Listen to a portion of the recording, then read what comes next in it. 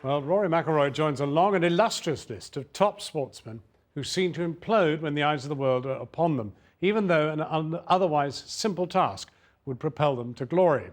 Who can forget the curse on the England football team when a game goes to penalties, or famous crumples by Jon Snow or Gavin Hastings? Why does it happen? Well, joining us now is sports writer Matthew Syed, a former English table tennis champion and a specialist in the psychology of top sportsmen.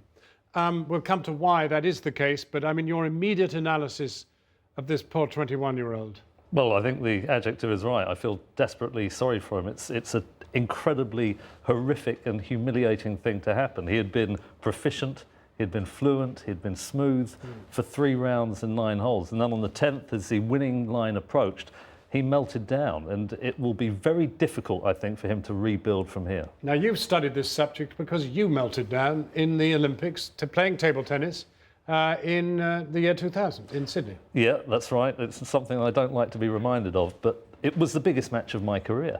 And I think that non-elite sportsmen can relate to the fact that when it is a life-changing moment, that's when you're most likely to fluff your lines. A life-defining job interview, you're about to talk to the woman of your dreams.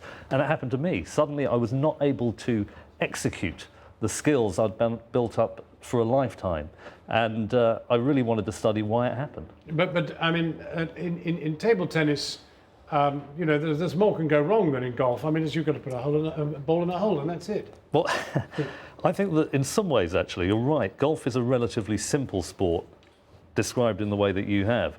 But what it also has is time between shots, enough time to hang yourself, enough time to think about the momentousness of what you're doing. And I think that's why golf, perhaps more than any other sport, particularly Augusta, by the way, the inward 9 of the last day is one of the most compelling spectacles, not because of the vision of seeing people hit balls, but looking at how people cope with the scrutiny of the world when they know that it could be a life-changing moment.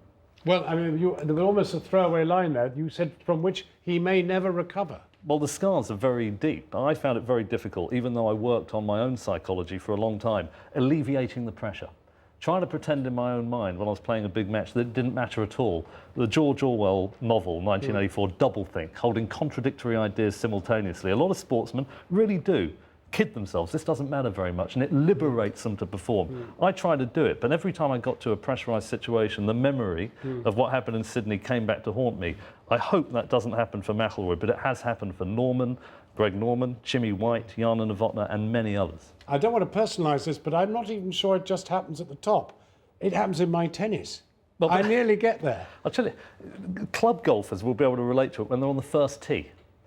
The whole of the clubhouse is watching, and suddenly, instead of just doing it, using the subconscious part of the brain, which is a very efficient deliverer of a complex task, they exert conscious control, and it disrupts the smooth working of the subconscious, and that's when the choking occurs. And it's just trying to alleviate the pressure with different tricks and techniques. Kevin Peterson, the cricketer, said to me, "I believe in fate. What will be," and that liberated him. Jonathan Edwards said it's all in God's hands. And these little techniques can be incredibly helpful when you're in a position like Rory McIlroy was yesterday night. What I don't understand in your case was that you competed in the 1992 Olympics and you didn't have this problem. So is it about age? No, it can't be. He's 21. I think it's so individualistic. When I played in Barcelona, I was a first-year undergraduate at Oxford. It felt like a wonderful opportunity to go and play the Olympics. The pressure didn't even occur to me.